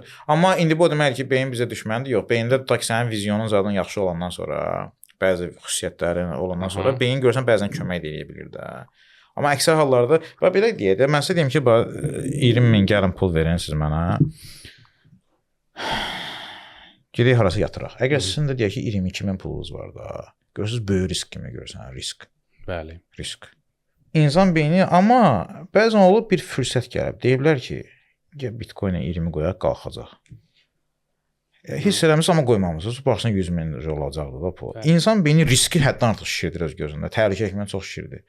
Amma fürsətləri isə əksinə çox səviyyəsini aşağılaşdırır. Görürsən, insan beyni fürsətə sənə layiqi dəyər versəydi, İndi burada çox bir çıxılmaz bir nöqtəyə gəldik. Deməli həyat sərtdir. Sənin başında güllə olmalıdır. Hə, onu demək istəyirəm də. Hesabatlı qrupun olmalıdır. Sənin müəllimin olmalıdır. Sən eyni düşüncədə olan 4-5 nəfərlə oturmalısan periodik olaraq ki, həftə sonu. Mən elə edirəm, mənim birinci Amerikalılarla görüşüm var. Nasıl balda şoş kimi tərifləyir, məni ləzzət edir. Yəni o tərifin hesabına mən gedirəm birinci gün ki, mən tərif edəcək, gedirəm reklamımı düz edirəm və s. edirəm. Ya mən bir hədə eləyir, deyir səhv elədin, qrupdan çıxardaraq səni. Ya mən ona hədə eləyirəm. Yəni onun hesabına mən bəlkə də keçən il nailiyyətlərim 3 dəfə daha çox olub. Adamlar özünü sıxışdırmır. Deyir mən deyirəm ki, mən tənbələm. Mən tənbəl xoşum gəlmir. Əsas o ki, nailiyyət olsun. Yəni belə nəyə görə deyirəm? Biz elə bir mövzumuz elə bir yerə gəlib çıxıb ki, biz artıq beynimizə necə hökm eləməliyik? Ləzzəti itir də söhbətində. Ki, üzüm kayfi getdi söhbətin beyinlə bağlı. Amma sizə nə lazımdır? Bu işin ləzzəti prosesdə belə romantikası lazımdır, yoxsa nəticənin həzzi lazımdır? Təbii ki, nəticə. Onsuz da siz dərinliyə girdikcə, bir işin dərinliyinə, belə vəhşi mentalitetə girəndə, onun özü də sizə zaman keçsə həzz eləyir. O siz təxmini hiss edirsiniz mənə demək istəyirəm. Bəli. O belə dərindən girirsən, kitab çətinliyin içinə girdin, bir an tık nəsə ideya gəldi. Belə içinə girdin. Oradakı həzz, yaradıcı həzz uzun müddətli daha gözəldir. İndi Orxan, bizi beynimiz idarə eləyir, belə deyə bilərik. Yoxsa bizi nə idarə eləyir? Yəni bizim tutaq ki, gündəlik hərəkətlərimiz, vərdişlər. O vərdişləri də biz yaradırıq da. Vərdişləri də iradə gücümüzlə yarada bilərik. Cüzi iradə gücümüzlə. Yaxşı, biz cüzi iradə gücümüzün düzgün olub-olmamağı necə biləcəyik? Necə düzgün? Səhər iradənin haqqında elm vardır. İradə bir elmdir. Səhər sənin iradənin ən yüksək həddədir. Və intuitiv olaraq indi səhvdir, düzdür. Bəlkə biz hansısa nə bilim, kiminsə oyununun parçacığını bilmirik. Amma ən azı hiss edirik ki, nəsə istəyirik. Və deyək ki, siz hiss edirsiniz ki, ingiliscə öyrənmək istəyirsiniz də və bilirsiniz ki, bu düzdür. Vicdanlı şəkildə inanmısınız da buna. Bəli. İngilis dilinə getmək vərdişi qurmaq lazımdır, prosta bilirsiniz onu. Və texnikaları düzgün mənimsəməyə vərdiş. Vərdişi qurmasında ən güclü var, sənin iradəvin güclü olduğu vaxtıdır. Axşam saat 7-də sənə zəng eləsələr ki, Xingələ gedək, yoxsa ingiliscə, ehtimal ki, Xingələ seçərsən də. Düzdür? Gözəl müqayisə. Ehtimal də elə gözəl müqayisə. Mən də elə seçəcəm ehtimal. Ya bizdə ağız dayanmır da düzündə. Yəni hər gün məziz. Ona görə səhər iradənin ən güclü vaxtıdır. Deyək ki, kitab oxum vərdişi qurmaq istəyirsən. Vərdişi deyirlər 90 gün oxusan hər gün kitab, o vərdiş olur. Amma kitab oxumursan, deməli çətindir də. Bəli. Çətindir. İndi çətinliyə qarşı ən çox müqavimət gücün nə vaxt olur? Səhər yoxsa axşam? Səhər təbii. Hətta deməli vərdiş qursan, bizim indi Azərbaycan dilində danışırıq. Bu da vərdişdir də. Maşın sürürük, vərdişdir. Çətin bir şeydir əslində. Bu asan gəlməsin sizə. Bir zarafat deyil. Amma o necə olsa qurmuşuq. Yəni bizə bu səviyyədə avtomatikliyi sərf edir, yoxsa yox? Bəs eləyir də. Hətta bu səviyyədə mən bir şey ingiliscə danışsam, bu səviyyədə biznes qursam, bu avtomatikliyi zarafat deyil. Bəli. Mənə onun deməli onun üçün də əvvəli çətindir. Məsələn, mən əvvəlcə maşın sürməyi öyrənəndə 31-32 yaşında öyrənmişəm. Deyirəm, valla millət dahidir. Bu dar yolda sən necə sağa-sola getmədən o rolu idarə edə bilərsən. Ayağının biri sağda, biri solda güzgünü açırsan. Düzdür? Amma sonra onu 90 dəfə, 70 dəfə sürdün, sənsin artıq bir dənə vərdiş var, maşın sürməyə vərdiş. Demək ki, bizi vərdişlərimiz idarə eləyir. Maraqsızdır da. Yəni bunlar hamısı maraqsızdır da. Yəni bunu ta ki siz hansı bu haqqda kitab yazsan, seminar keçsən, çox adama maraqlıdır. Amma desək ki, oradan xəyalat dal vizualizasiya ilə Lamborghini sür. Yaxşı, işin bəs indi düzdür, indi deyə bilərsiniz ki, mən psixoloq deyiləm də. Yaxşı, sizcə bu işin psixoloji tərəfləri varmı? Məsələn, necə? Biz tutaq ki, məsələn, depressiyada oluruq. Ümumiyyətlə, mən düşünürəm ki, sizi kimi insanları çox danışdırmaq lazımdır. Nə mənada? Daha çox günlərdə görürəm. Niyə görə? Bu yox, əstəğfirullaha görə demirəm, Orxan. Bilirsiniz necədir? Biz elə bir mən həmişə onu deyirəm ki, bir dəfə mən özüm mühasib işləyirəm. İndi 10 ildən çoxdur. Azdan paradan indi ümumdaxili məhsuldan, məzənnədən başımız çıxır da. Məsələn, bir dəfə yadıma gəlir, ölkədə səhv etmirəmsə 2015-2016-cı ildir, devalvasiya olanda. Məsələn, tutaq ki, məsələn, Ağadaş Ağayev çıxıb demişdi ki, narahat olmayın da, bu çox gözəl bir göstəricidir, devalvasiyanın olması. Və yaxud məsələn, hansısa bir dini mövzuda, məsələn, İzzət Bağırov danışır televizorda, məsələn, tutaq ki, məsələn, 10 il, 15 il oxuyan adamlar qalıb kənarda, dini təhsil alanlar. Məsələn, İzzət Bağırovdan soruşurlar ki, məsələn, namazı necə qılaq falan. Yəni, bizim xalq olaraq, millət olaraq ən böyük problemlərimizdən biri odur ki, məsələn, bir danışdığımız kimi, məsələn, psixoloqun insandan xəbəri yoxdur, insan beynini tanımır, insanın reflekslərini tanımır, insanın işləmə prinsipini bilmir, bir maşın kimi götürürsək insanı, işləmə prinsipini bilmir və insana götürür bir resept yazır. Tezdən belə elə, axşam belə elə falan. Ona görə deyirəm ki, sizi kimi beyni tanıyan, onun işləmə prinsipini bilən insanlarla məncə hər mövzuda danışmaq lazımdır ki, insanlar həqiqəti bilsinlər. Biz indi elə bir mövzudan danışırıq ki, bu mövzudan əminəm ki, çox insan üçün bu yeni olacaq, əmin olun. Məsələn, buyurun. Sual dəyişir. Yox, nə demək istəyirəm? İndi belə başa düşürəm ki, işin psixoloji tərəfi varmı? Yəni necə? Yəni sizin sahə, sizin nətərdim də, sahəyə aid olduğu qədər. Məsələn, insan özü də iradə eləsə ağır depressiyalardan, yəni müasir dövrün ən böyük bəlasıdır. Ağır depressiya, intihar, pessimizm falan. Yəni insan özünü müəyyən bir həddə çatdıra bilsə, yəni bu vərdişlərlə, bu texnikalarla, bu bəlalardan, yəni cəmiyyət, millət, hətta dünya olaraq çıxmaq mümkündür, yoxsa bu da yenə qayıdacaq ənənəvi problemlərə? Deməli, mənim bir Barcelonada biznesmen dostum var. Sahibkar dostum. Elə birinci o xətlə getmişəm. Bir dəfə dedi ki, Orxan, mən məşhurlaşmaq istəyirəm də, bir ekspert kimi, daşınmaz əmlak eksperti kimi. Dedim, niyə? Dedi, bir seminar təşkil eləyək. Rusları target eləyək də, onları reklamda əhatə eləyək. Ya da indi oradan-buradan gələnlər. Başladı reklama, qoyduq reklama pul. Oradan Barcelonaya ruslar başladı gəlməyə. Hər seminara adam başı 2500 avro. Dedim, sən prinsip bunu biznesə də çevirə bilərsən də. Daşınmaz əmlak üzrə bunun 8 rəqəmli, əmlakın dəyəri 8 rəqəmlidir də, belə götürək. Onlar da rəsmidir də, belə deyək. Və yəqin bizdə də bilməm necə. Bu gəlib indi 2500-dən dərs deyir. Fasilədə mən gəldim, oturdum işimin ortasında. Deyir, Orxan, sən də gəl, sən haqqında danışacağıq. Şimdi gəlib oturmuşam belə, ruslar və s. Bir 20 nəfər zalda adam var. O danışır çertiyojlarla ki, bax, evləri belə tapmaq lazımdır. Hansı ev ki, onun dəyəri aşağıdır. Ta ki 200 mindir, hə, bunu aldın, sonra bunu 300 minə satmaq və s. Axırda deyir, mənim birinci məsləhətim sizə, daşınmaz əmlakın ən böyük sirridir. Buna sual verdilər ki, birinci sirri, sənə ən böyük sirri, deyir, kitablar. 67 kitabın siyasını verdi bunlara, məndə o kitablar var indi, onu oxumaq lazımdır, sağlam qida falan. Bunu çəkdim qırağa, bir tədbirdən sonra, bir 200 gün, dedim, qulaq as, sən biznesinizə başlamısan. Sən mənə danışmışdın axı. Dedin ki, sən Hollandiyada, sən qaçqınlıq köçmüsən oradan-buradan. Gəldin Hollandiya. Pulun yoxdur. Gəl oradan qayıdaq. sən başladın bir evdə qalmağa, kirayə, tələbə kimi 300 avroya. Yəni 300 də bir otaq götürüb də. Deyir, sonra gördüm ki, o birisi otaq boşaldı. O da ki 300 avrodur. Deyir, bunu belə bir nəfərə dedim ki, mən 450 otaq verirəm də, götürərsən. O dedi, hə. Ha? Ev yəsinə 300 verirəm, buna 150. Rəsmi də ev yəsinə 300 lazım. 150. Biraz sonra gördüm belədir. Başladım internetdən belə evlər, internetin yox, hardansa əldən zaten evə tapmağa ki, 500 götürürdüm, sonra tələblərə 600-ə verirəm. 300 belə otağı olub bunun ayda. 300-ün hərəsində də 150 zat qazanıb, 45 min avro belə portfolio yığıb. Orta kitab zad yoxdur. Yığıb, gəlib neçə milyona çatdı. Bu indi bunu həzz olan vaxtında bu başlayıb oxumağa kitablar ki, ta ki xoşbəxtliyin sirri, istedadın sirri.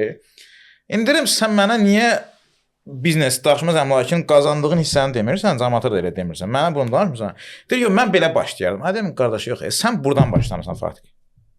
Sənin məsləhətin deyir, başlayardım yox. Deyir, mən sənə sual verir konkret ki, bunun sirri nədir? Sən deyirsən, bu da. Sirri bu deyil axı. Sən oranı demirsən. Sonra fikirləşir, deyir, doğrudan nə? I am not honest about. Yəni prosta o kitabın bir romantikası var ki, oradan başlayırsan. Ta ki bu kitabları oxusan, həyatınızı dəyişəcək 35 kitab. Mən də kitab oxuyuram, yəni ara bir.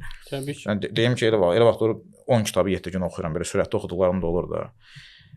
Mənə o hissə maraqlıdır. Onun o 300 evi, otağı götürməyi var. Orada keçirdiyi hisslər, verdiyi qərarlar, kimi yana getməyə, amma onu oğurlayıram insanlardan. Deyirəm, sən orada necə qərar verdin ki, otaq boşdur, fürsəti necə gördün? Ya deyək ki, barasında bir Azərbaycanlı var, uğurlu Azərbaycanlıdır. Başqa iş üçün gedib, oxumaq üçün gedib, sonradan istiqamətini dəyişib. O baxıram, bu insan indi ciddi pul qazanır. Hətta mənə yanında işləyib. Mənə onun keçdi. Mənə Bill Gatesin, inan biri Bill Gates həftədə bir kitab oxuyur. Əgər sən Bill Gatesin Microsoft-u qurma tarixçəsinə baxmısan, orada kitab var. İndi mən 50 milyardın pulum var, kitab oxuyuram. Amma o bildi, ha. Amma Warren Buffett deyir ki, günə 500 səhifə oxuyur, hə. Nəyə görə qərarlarını dəyişməlisən? Bunların hamısını yığışdanda ortaya bir şey gəlir, ortaya yığanda o hissəsini götürürəm, bir də baxsan alındı. İnsana təəccübü gəlir ki, bəs sən niyə kitab oxumağa belə dedi. Aydındır. Yəni demirəm, belə dəhşətli nəsə qurmuşam sistem. Yəni belə hələ ki alınır. Amma götürsən ki, mən öz həyatımdan razıyam, əlbəttə. Mən beyin inkişafına bağlı düşündüklərimin 5%-ni hələ icra eləmişəm. Amma 5% imkan verir ki, dünya çempionu olasın. İgər 95% olsaydı daha qiymətli olar. Bəs belə bir düşüncə var ki, insan beyninin çox az bir hissəsini işlədir. Bu düz bir şeydir, yoxsa yanlış yana? Bilmirəm ki, deməli bizim müəllim deyirdi o vaxt ki, insan beyninin öz cəmi 1%-dən istifadə edir. Aristotel 3%. Çox məşhur sözdür. Məşhur sözdür. İndi bunu necə ölçdülər, o bitərin izahı ola bilər. Mənə how necə hissəsi maraqlıdır ki, mən də istəyirəm də. 1-3 birər ya adam şişirdir. Bəlkə də onun da bir, məsələn, Jordana Brun deyirlər ki, yaddaş zəkasının 100%-nə yaxın istifadə edir də, yaddaşla bağlı hissəsi. O saraylarda uçurmuş bir günə Jordana Brunu. Sonra Jordana Brunun hətta arzusu olub ki, dünyanın bütün biliklərini bir saraya yığacaq. Bir fantastik arzudur. O vaxt belə qeyri-adi görsənərdi. Deyirdim, bu necə elirsə? Deyir, bu genius siyahları var da. O geniusdan daha çox o how sualı, sənə necə eləmək sualı maraqlı olmalıdır. İndi o faizdə rəqəmlər dəyişir. Məsələn, deyirlər ki, yaddaş ustaları beynin neçə faizini istifadə edir də. Nə bilim, belə o hissələr, nəzəriyyə hissəsində bilmirəm. Sizcə, yəni o dəqiq bir şey deyildi. Dəqiq, nə bilim, beynin potensialı üzə çıxdıqca, getdikcə o rəqəmlər düşür ki, əslində biz nə qədər az istifadə edirik. Yəni, burada bir məsələ var da. Beyin deyəndə sən nəyə nəzərdə tursan? Beyin deyəndə bu başın içindəki aparatı nəzərdə tursansa, işin çətindir. Amma sən beyin deyəndə ruhu da nəzərdə tursansa, gözə görünməyən qüvvələrdə nəzərdə tursansa, bəlkə də istiqamətə getmir indi. Ya deyək ki, sən hətta texnologiyanı nəzərdə tursansa, onda ChatGPT mənim beynimin parçası ola bilər. Bizə bu sərf eləyir. İndi romantik orada bir istəyir ki, bizə belə fışqıraq, oradan beynimizdən rəqəmlər gəlsin, getsin, o hissəsini bilmirəm. Bax, elə əslində mən məsələn nəyi düşünürəm? Bu beyin haqqında bilmirəm, bu yanlış fikirləşirəm ya yox. Beyin haqqında belə bir fikirlər də var. Yəni beyni biz bəzən həddən çox siz bayaq dediyiniz kimi də çox şişirmişik də. Yəni beynin böyrəkdən, ürəkdən, dalaqdan bir fərqi var sizcə, yoxsa o dartıla bilən, böyüyəcə böyüyən bir şeydir? John Kehoe var, onun bir dənə yaxşı kitabı da var ki, şüuraltı haqqında. Onu mən bir tərimini götürmüşdüm. John Kehoe deyirdi ki, insana düşünür ki, o beyindir. Deyir mən deyir çox neqativ insanam. Hı -hı. Deyir beyin də sənin bir bədən üzvündür, üzvü.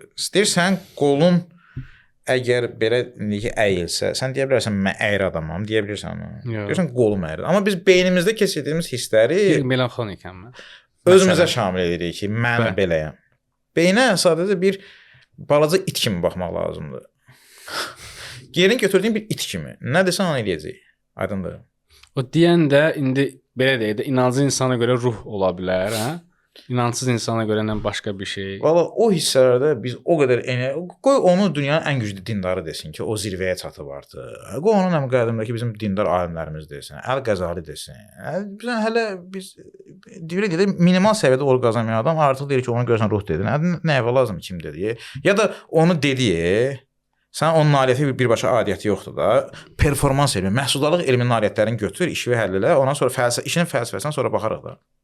Əsas odur ki, biz ona düzgün impulslar ötürə bilərik. Məsələn, beyindən hər tərəfli istifadə etmək əlbəttə ki, vacibdir. Baxırsan hədəfin nədir də? Hədəfin alimlikdirsə, o da yenə axır əvvəl indiki dövrdə yeni işi bitirmək elminə gəlib çıxırsan sən axır əvvəl. Nəyə görə? Çünki informasiya axını idarə etməlisən, asılıqdan uzaq olmalısan. Asılıq da en qədərdir indi. İndi 50-ci il deyil. Einstein kimi gedib oturasan hardasın. Hansısa laborator. 40-cı ildə. Ya artıq o deyil də. Sən artıq indiki dövrdə işə bitirmə sənəti kimi baxmalısan. Bu da səni biraz vəhşi kapitalizmin içinə salır. Oradan da uzaqlaşa bilərsən. Onun nə adiyyəti var? Arabir mən hər ikinci gün mənim e-mail siyahım var. 15 minə yaxın insan qoşulub ora. Amma onlara pulsuz məlumat göndərirəm də. Həyatda bildiyim nəsə məlumat göndərirəm. Məsələn, keçən dəfə göndərmişəm ki, həyatda bir söz seçməlisən ki, o söz sənin defisitindir ya da sənə lazımdır. Misal üçün fokus. Hara getdin fokus ya da səbir ya məsələn məndə o söz sürətdir. Və belə tiplər göndərirəm. Belə adi bildiyim bir şeydir. Görürəm kimsə pulludur o. Ya pulsuzdur. O gün görürəm xanım yazıb ki, deyir bu sizin keşfiniz çox qiymətlidir. Deyirəm mən sağ olun. Deyir mən bu 3 ildir psixoanalizlə məşğulam da deyə. Psixoanalizdə prosesdən keçirəm. Orada belə bu fikir çox qiymətlidir. Deyirəm xanım vallahi xəbərim yoxdur. O psixoanaliz nədir? Görünür ağlın yolu birdir də. Sən onu daxildə hiss edirsən ki, düz yoldasan. Ya elə vaxt olur ki, özümdən xəbərim yoxdur ki, məsələn podkastçı mənə deyir ki, bəs falan psixoloq deyir ki, ona sağ ol, ona nəyisə götürmüşük də. Ya yazmanla bağlı nəsə deyirsən, görsən kimsə sənə nəyisə göndərir ki, falan kitabda belə var. Bəli.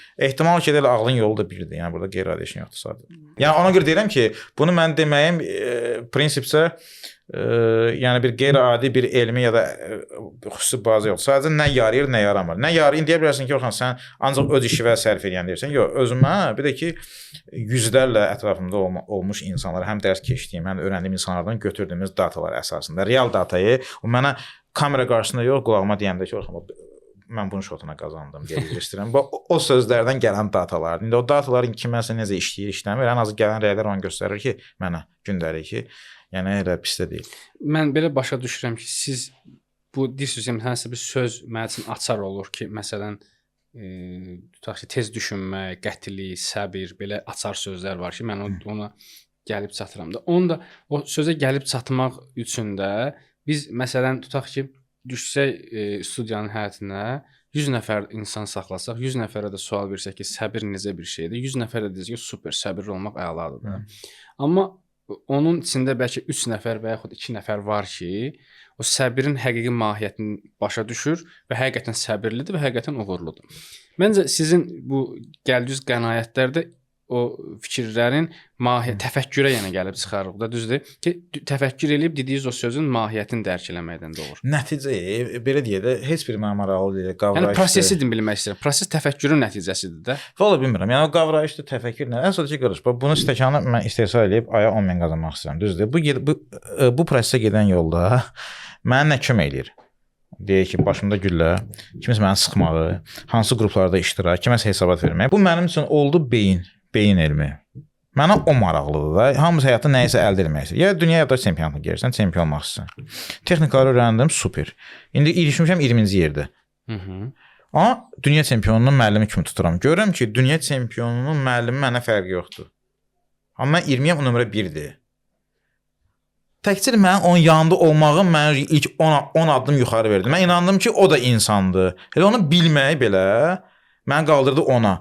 Sonra qida, sonra filan, baxdım budur. İndi kimsə deyək ki, qayıdıb həkim. 500 kitab oxusun. Mənə desin ki, yaddaş üçün sən 1 kilo kişmiş yeməlisən. Mən maraqlı deyil. Faktiki nəticə burada gəldi. İndi mən də bu bildiyimi, nəticəni gətirən şeyi deyirəm. İndi o kimə yarayır, yaramır, o ayrı məsələdir. Əla. Son sualım belə olsun ki, həm də əslində bəlkə də bir mesaj olsun. Mənəvi olaraq da belə deyək. Çıxışlarınızın birində demişdiniz ki, telefon uşağınıza siqaret verərsinizmi, yoxsa telefon? Siz deyirsiniz ki, hətta mən razıyam ki, siqaret verin, amma telefon verməyin. Yəni bu təbii ki, bənzətmək üçün də. Siz niyə məsələn bu qısa, yəni bu sualı verim, siz cavab verin, sonra yekunlaşdırım. Siz niyə məsələn bu xüsusilə, yəni bu işi bilən adam, insanın beynini tanıyan adam kimi, niyə telefonda, hansısa bir asılılıqda bu qədər sərtsiz? Telefon demək internet asılıdır. İnternet olsun, bəli.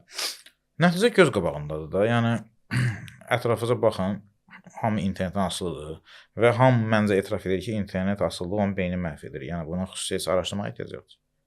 Yəni onun hansı nəticələri var? Yəni beyində kiçilmə mi gedir, beyində fiziki olaraq bilmirəm. Fiziki olaraq bilmirsiniz, amma yəni təcrübə olaraq deyək ki, mən özüm götürək. Səhər telefona girdim, ondan sonra o gün getdi də. Səhər ki girdin, kimsə nəsə yazdı, sən ona yazdın. Girdin xəbər saytına, TikToka baxdın. Həmin gün görün bir dənə çətin iş görə bilirsiniz. Bir dənə ya. Çətin işdən gedir söhbət. Uzun müddətli sizə fayda verən iş görə bilirsiniz.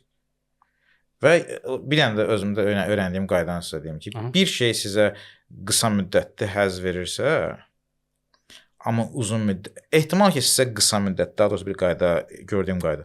Bir şey sənə qısa müddətli həzz verirsə, ehtimal ki, uzun müddətli ziyan verir.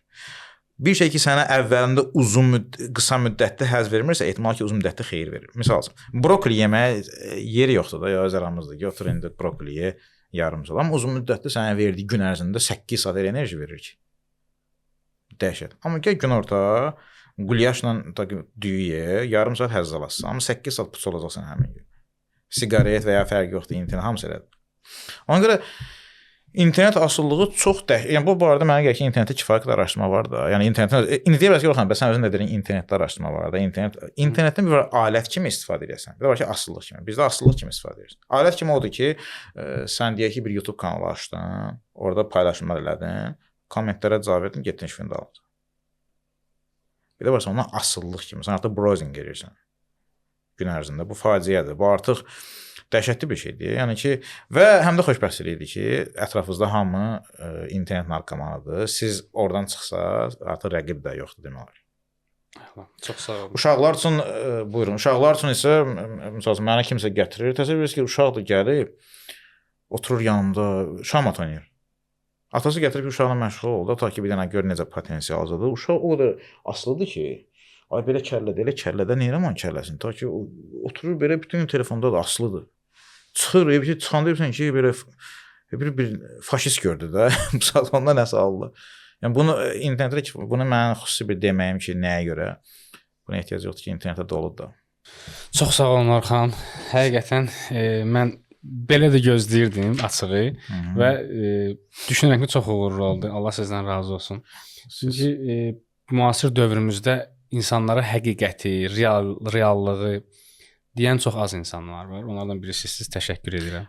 Mən sağ olun deyirəm, amma onunla razı deyiləm ki, mən göy həqiqəti deyirəm, reallığı deyirəm. Yox, özümü o səviyyədə görmürəm. O səviyyədə nə mənada? Yəni elə adam kimi görmürəm ki, göy insanlara ağıl verirəm və s. Sadəcə bu alındı. Deyək ki, neçə testin içində, neçə həyat yolunun içində bu alındı. Bunu deyirəm, indi bir çox insanda da o alına bilər, ona xoş gələ bilər, bəzən xoş gəlməyə bilər. Amma hiss edirəm ki, hamının ürəyində bir bəli. Doğrudan hissəsinə toxunursa, bu da yaxşı bir xəbərdarlıqdır. Bəli. Əziz dostlar, bugünkü qonağımız, bugünkü verilişimizin qonağı, podkastımızın qonağı Orxan İbadov, dünya yaddaş çempionu və dünya rekordmeni. Düşünürəm ki, çox faydalı oldu. Şəxsən mən özüm bir çox suallara cavab tapdım və bir çox qaranlıq nöqtələr məndə aydınlığa yetişdi. Ümidvaram ki, sizdə də aydınlığa yetişəcək. Sağ olun, Allah amanına. Görüşənədək.